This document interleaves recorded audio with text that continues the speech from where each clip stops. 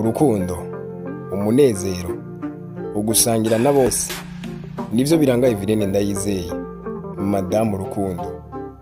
Ubwo rukundo rwanyu ubugwaneza mugirira inshuti n'abagenzi bitera bose kubazirikana kuko mubera abandi inshuti nziza. Isabukuru nziza y'amavuko.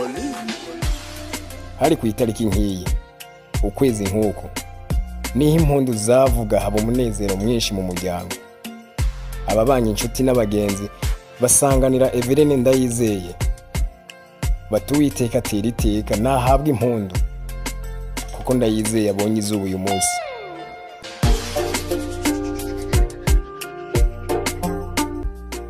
Sinakubonye kenshi ariko wanyeretse urukundo, ukwicisha bugufi no kwitaho abandi. Uzokomeza utyo usigira isiragi ryiza ry'urukundo.